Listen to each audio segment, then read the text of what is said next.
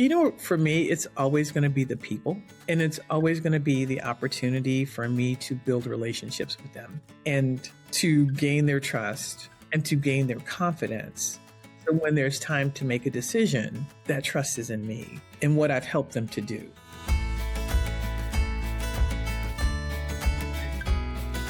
Welcome back to the Thoughts on Selling podcast. I'm Lee Levitt, sales coach, podcast host, and author of The Second Meeting and Together We Win, both due out later this year. Today, we're talking about what it really takes to build trust in complex sales environments and why being a great listener beats being a great talker every time. My guest is Gina Smith, a sales coach who spent 27 years selling medical devices into hospital operating rooms before launching her own coaching practice. She came to sales by accident with no role models and every reason to believe salespeople were the enemy. Here's what to listen for. Why the best salespeople are introverts who learn to act like extroverts. The question that changes everything. Who are you being as a salesperson?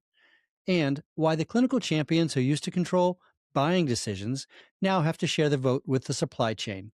If you're selling in a complex environments and wondering why relationships still matter when spreadsheets seem to make the decisions, this one's for you. Let's go. Today, it is my absolute pleasure to have Gina Smith join me to talk about all things selling. Welcome aboard, Gina. Hi, Lee. How are you? I'm happy to be on here today. Thanks for inviting me. It's good to have you here. So, Gina, first question. Who is Gina Smith? Who is Gina Smith? I am first a daughter. I'm the favorite auntie in my family. I'm a fun-loving person. I'm a cyclist. I'm a swimmer. I'm a cook. I'm a foodie. I'm a wine lover. And I love business. And I love selling. Wow. So many threads to pull on there. Gina, let's talk about selling. Do you remember your first selling experience? My first selling experience was Girl Scout cookies. How'd it go? It's hard to remember. Yeah. And I hate to say, I think my dad sold more cookies than I did. Back in the day, you had this old sign-up paper, and you took it to his office, and lots of people signed up for Girl Scout cookies. I might have gone door to door to some of the neighbors. We lived on a military base. My other Girl Scouts are all next door. A lot of us conglomerated into a fairly small community. But that was my first selling experience. Yeah. Wow. I remember my first selling experience. I was selling burpee seeds door to door. And because I wanted an airplane, a little model airplane. And of course, everyone in sales says, if I want an airplane, the fastest way to getting an airplane or a fast car or a vacation home is to go into sales. So I went into sales at the age of 12 and I sold burpee seeds door to door. My first important, impactful memory was knocking on someone's door in the middle of the afternoon and a guy comes to the door in a bathrobe. And it was incredibly uncomfortable for me as a 12-year-old looking at this neighbor who was looking at me going, what's this kid doing on my front step? He just woke me up from a nap or whatever. And I'm sitting there looking at him of, I'm so uncomfortable here. And what I took away from that was burpee seeds can get you an airplane. And I never want salespeople to be in a situation where they are uncomfortable about what they're doing. I want them to be prepared. I want them to show up with a point of view. I want them to be ready for that conversation. That's something that happened to me at the age of 12. And eventually I got into sales enablement and said, this is the culmination of all of that original work of that discomfort and saying, okay, I can fix it. I can help salespeople be better prepared. Yes. I think back and it's like, I consciously didn't know any salespeople. Very few women even worked. There were very few women in the military at the time, and most of them were nurses. My mom was a stay-at-home homemaker, and as were the moms of most of the kids I knew. And I think back and it's like, okay, maybe the Tupperware lady, I didn't really look at that as a salesperson, or the people that came around selling insurance as salespeople. I never imagined that I would become a salesperson. You had no role model. No role model whatsoever. And I wouldn't include Girl Scout cookies as a big role model for that. And I, like most people, had some of those unfortunate sales experiences with car salesmen or whatever, and just the media impression of salespeople. They're fat old white men with a cigar hanging out of their mouth that are trying to cheat you out of your life savings or your money in some way. I was reflecting on this when I first went into corporate after my service in the military. I was in HR. And so this was back in the day when we were literally the management team was in an office. So the sales manager for this product division was there. I spent maybe 5 years in HR, and I just really got tired of it because every year we're laying off people. And it's just like the same old thing. And I did a project for my company in Boston. In Bedford, we had a distribution center there. And I was just exhausted at the end of the thing. At the time, all of the sales managers for the different product divisions had offices inside these buildings. And I just walked in, and I'd gotten to know them over. I spent a year and a half there doing this project. I gotten to know them, and I walked into a guy's office one day, and he's like, "Listen, we can't find anybody for this job. You're HR. Maybe you should help us." And I was like, "Well, what is it?" So he describes the role to me, and I'm like, I think I could do that because I'm really over HR and I wanted to do something different. That was my beginning of a sales career that I never imagined. Purely happenstance of you were in one discipline and just through happenstance, this guy said to you, "Do you know anybody?" Yeah. In fact, I do. It was interesting because my boss, who was a regional president at the time, was like, "Why are you doing this? You're great at what you do." But Yeah. part of me could see there really wasn't a lot of progression with HR. So there's not a big career path there. Two, I was tired of it. And I literally think they gave me a mercy interview. She meets all the qualifications. You can't tell her she can't interview. We'll let her interview. But I killed it. In the process of getting ready for it, I realized I had been selling. I had to sell the company to people we're trying to recruit. Every year, you got to sell the declining benefits package. I was part of the management team. I had to sell ideas or things to them that we had to sell then to our employees. So it's like, I really have been selling all this time. The guy who ended up being my first sales, he was like the senior sales guy trainer that I trained under. He said, we went downstairs to the bar and said, without talking, who do we want? And they were all like, we all want Gina. And that was the beginning of this great adventure that I had for 27 years. You know what they call that, Gina? What? They call that a vote of confidence. Yes. Yeah. It was great. I sold to hospitals, a very consultative sell, and I loved it. And I found that I was very good at it because I liked people and I listened to people.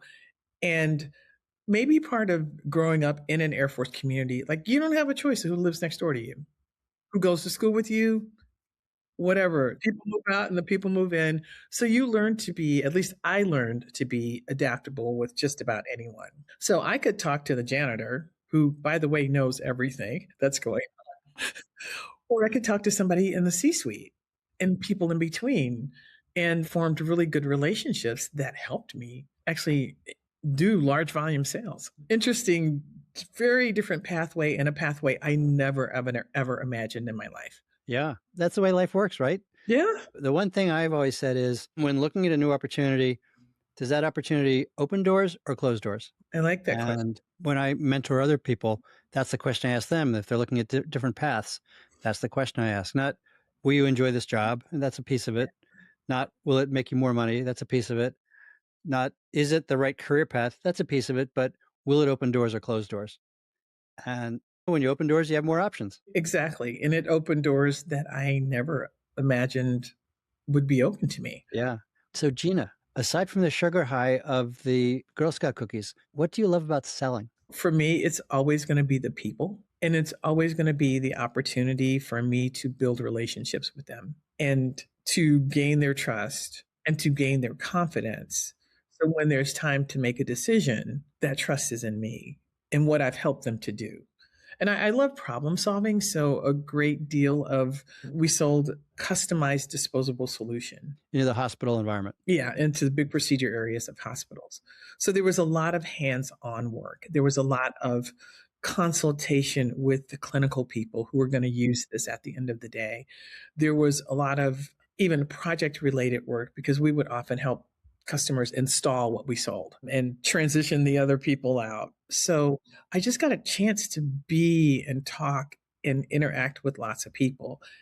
And one of the things I learned over the years is the value of those relationships is people move around. It's a very small world. So then having those people go somewhere else and call me and say, listen, the other companies in here, I don't like what I see. Can you give me a quote or can you come talk to me? Having other people say, hey, we're going to bring you in here. Their contract is up June 30th. And just having people have confidence in me because they worked with me and they knew that I was honest, ethical. Lots of bad stuff happens, especially when they start making things offshore. And one of the things I always did is like, it might be a painful truth for me to go tell my customer this. I'm going to tell them the painful truth. I realize the painful truth might mean they end our contract, but I can live with myself knowing that I told them this is what's really happening. This is what I can or cannot do to help you. And this is, if I can't help you, even though I hate to do it, my competitor has this, might want to call them, but I can always go to sleep knowing that I told them the truth. And that had a lot of value for people. Right. Well, so two things here. One is people would call you not based on what you were selling at the time, but based on who you are. Yes. And two, there's not a lot of room in the OR for saying, yeah, well, it's supposed to do that, but it doesn't really. No, there is not. There is not. You have to be upfront and authentic before you get into the actual OR with a medical device. And it's a tough environment. If things go wrong, your name can become mud really fast. And you bring up a good point. I thought I am an introvert that has learned to act like an extrovert, but I was a really good listener versus the people that yap all the time. But I thought to be a salesperson, you had to be that talky person that's talking all the time and entertaining the room all the time. And I found that was not true, at least not for the environment I was in. Right. So people buy from people. So the Yes. customer has to like you, but Yes. that's not nearly sufficient. No. They have to like you and they have to trust you. Yes. And then maybe you can guide them. Yes. But if they like you but don't trust you, you're out of luck. You're out of luck. If they like you and trust you, but they don't believe that you have the right perspective, Yes. you're out of luck. Yes. There's so many things that get in the way of good selling. You were asking me before one of the ways that I saw sales change. I'm not actively in corporate now. I have my own business now. One of the ways that sales were beginning to change, even before I left a corporate environment, is there was a time that we went directly to the clinical person to sell. And then we told supply chain what they wanted. And they just said, oh, director wants that. Get it in here. It changed to that being a partnership between supply chain and the clinical people. And then supply chain, which has gotten to be a very much more sophisticated group of people. Now you're selling the regional medical distributor Yes. and giving you shelf space for 90 days. Yeah. Or you're selling, and you have these group purchasing organizations and local aggregations of, you're in the Boston area. What is there? 2 systems left now? Now they have all new names. So somebody at the top of one of those is making their decisions. They might have clinical people on a committee that have a vote, but at the end of the day, it's going to be that scrutiny from supply chain and from value analysis, which is a clinically led validation of products, have a bigger vote than Nurse Nancy. When I started selling, I spent probably 4 days a week in an OR, in a procedure area, and they're watching surgery, talking with people. And our interest was one, learning what is this procedure? What happens in this procedure? And some medical device people actually get hands on. Let me show you how to do that, doctor. Yeah, that's illegal now because some people, like, someone got killed back in the 90s of rep doing that and seeing how they use supplies. And we very often would be like, whoa, do they realize they're just using the most expensive thing and there's another solution? But HIPAA started the restrictions, security started the restrictions. Things like there was an incident in a New York hospital where a rep was hands on, and as a result, a woman died. Started the kind of keeping people out of those environments. So then it becomes harder to sell because you don't have that connection to make those personal relationships. And you probably aren't seeing some of the things you could help people with because you don't get to see it. And so non-critical people are kept out of those environments, which probably isn't really the most helpful thing. Yeah. You're counting on the people that don't know what they don't know to tell Exactly. you what they need. Yeah. Yeah. That's changed a lot. I feel sad for the people who don't get that experience I had because it was, very valuable for me to understand when they threw some term out at me.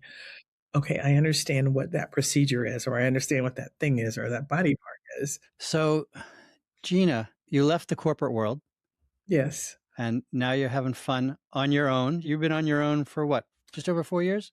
Yes. So tell me, what's been your learning about helping others to sell? My learning has been that there are still a lot of people who hold those attitudes about what salespeople are and what salespeople need to be. So, whether that's on the business side that's looking to hire people or develop people, or whether that's people that go into sales jobs and they don't get leadership or support and they're gone after 90 days or 60 days, and just helping people to understand sales is not icky. I work with some entrepreneurs.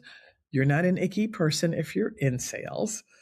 Sales is not icky. I hear people say, "Oh, I don't want to be salesy." Well, I don't know. If you don't sell something, you just have a very expensive hobby. Right. You know the origin of the word to sell? No. It's related to give. Okay.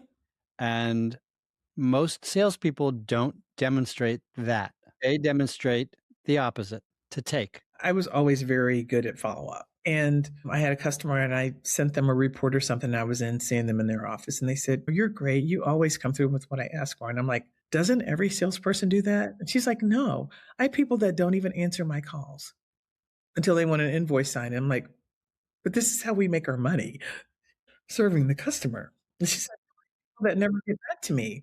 Some of that's sales hygiene, some of it's systemic abuse of the people involved, right? Yeah. It's that ongoing search for the new logo. I don't care if you're not calling back people already in your pipeline. We want new logos. That looks more impressive on the QBR report. It's a disease. There's a lot of, we've always done it that way, a mentality that doesn't serve the customer or the business. So when you have someone that says, I don't want to be that salesperson, how do you help them get through that or past that? So I talk to them about mindset and help them, like, let's cast aside that old image of a salesperson, because that's not true. That's what somebody in movies and TV have decided to portray salespeople as. I share with them about my own sales career and other great people I've known in sales. And it's like, all the greats I know were never tricksters or anything like that. It's my foundational belief is sales is a people business. Sales is a service business. The highest form of service is for me to serve you and you pay me. Sales is problem solving. So instead of focusing just on, I got to close this or get this or whatever, what is the real problem here? Right. That's the inside out view. It's Yeah. about me. And the outside in view is about the customer. Yeah. Who is the real person here?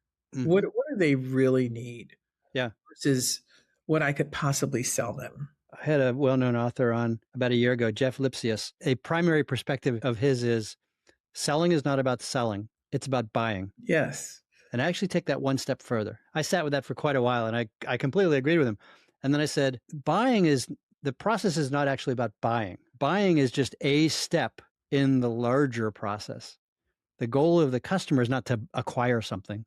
The goal of the customer is to put something to use to benefit them. So I take it to that next step of the purpose of selling is to help buyers achieve a strategic objective. And so that's the pure outside in view. Yeah. Why are we doing this? Because a buyer has an OKR they want to hit, where sometimes they don't know that something is achievable. Salespeople have to walk in with a perspective. Yes. And then you start testing that perspective. You start Yeah. testing that hypothesis. Yeah. And a hypothesis is nothing more than an educated guess. And the customer rewards you when you're on the right path. And usually it sounds like, that's not right, but it's close. Let me tell you what we are seeing. Yeah. And when they say that, you're in discovery. You got information. Yes. Yeah. Yeah. And a willing participant. Yeah. I love the discovery phase of sales. Mm-hmm. Now, I should clarify that every phase of sales is discovery. True. I love that discovery and co-creation phase, as Gerhard Schwantner says. Co-creation is what the buyer and seller do together. That's the part I like. Yeah. It's so let's get to this point and let's create together Yep. what will satisfy your needs. Yep. I have an idea. You have an idea. Let's get both of our ideas together. How do we best serve you with both of those ideas? And what am I not seeing? Because I don't live in your world. Exactly. I brought the perspective of the Gartner Analytics maturity curve. This guy brought the perspective of, oh, we have a bigger problem than we first thought, Mhm. or a bigger opportunity than we first thought. Speaking of Gerhard, another thing that Gerhard mentioned to me recently was number one question in sales. Who are you, right? To the salesperson. Who do you show up as? Do you show up as someone who's inquisitive? Do you show up as someone who's either talking or waiting to talk? Do you show up as someone with an agenda, right? Dan Pink says everybody sells. As you were talking before, whether or not you carry a quota, whether or not you're carrying a box of mint chips, everybody sells. And to know who you are in that process is really important, right? So when Mhm. you get to the VP of infrastructure, when you get to the head of nursing and they've decided that you're someone for them to bet on, they turn from buyer into seller. Now they have to sell you to the chief medical officer or Yes, to the CFO. that's true. Yeah, who are you? Are you needy? Everybody knows that needy smell just comes right off of you, and people are just like, So, Gina, what does an ideal client look like for you? What ideal coaching client look like for you? Are you mostly working with individuals? Are you working with teams? What's the composition of a good client for you? a good client for me is a company that has 5 but less than 50 salespeople, that has challenges meeting their revenue targets or just having effectiveness in the sales force in some kind of way. They don't really know why, because they believe they have good people in those roles, but the good people aren't producing the results they want. So I do have a couple of diagnostic tools I use with them to say, instead of us throwing spaghetti at the wall, which is the tendency, is to throw spaghetti at the wall. It's the economy, it's too hot already, whatever. Let's collect some data. You've gone from the linguini test to the OMG test. Yes. Yeah. And OMG does not stand for, oh my God. No, it doesn't.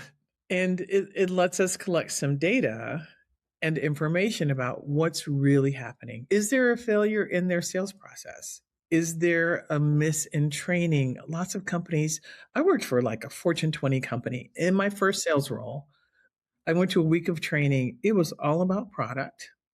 It was all about how to conduct yourself in an OR and in a hospital. There wasn't one thing about prospecting, follow up, any of that. None of that. And companies don't do that because they assume if we hired you in sales, you already know that. But I hadn't come from a traditional sales background.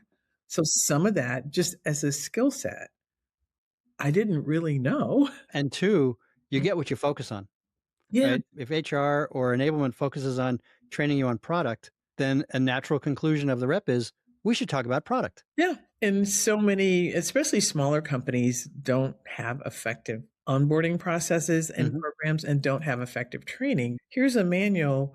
Here's the links to these videos. Watch those. Now go sell. Yeah. That's generally not a formula for success. It was not how you would learn how to ride a bicycle. No, not how you learn how to do anything. Someone didn't go, hey, go read this book and here's a car keys, go drive a car.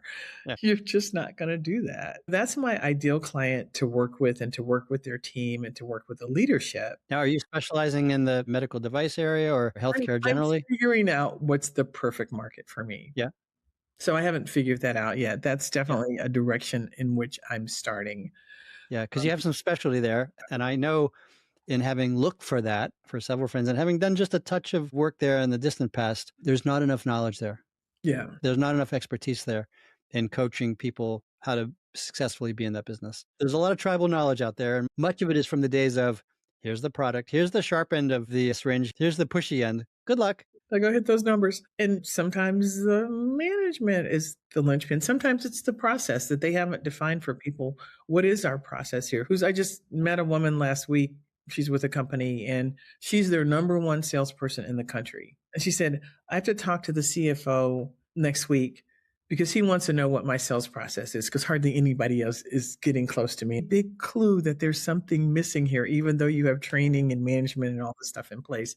There's something missing if one person is hitting the $1 million club and very few other people are getting there. I'll give you a tip. It's not about her sales process. It's about who she is. It's about who she is. Yeah. Yeah. Mapping a sales process out on the whiteboard of the CFO is not going to materially change what other people's results are. We've both been there, seen that. Where can people find you, Gina?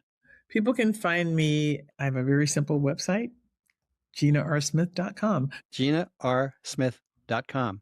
And you can find me on LinkedIn, Gina R. Smith. And as you said, who are you being? That's like the biggest thing that we don't talk about enough in business because it sounds too squishy and woohoo. Who are you being as a salesperson? Who are you being as a leader?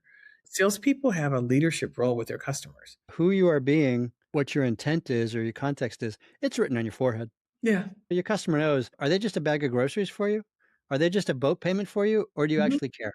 Yeah. You actually care about their success. If they feel that you're in the boat with them, that goes a long way. It goes a long way. Yeah.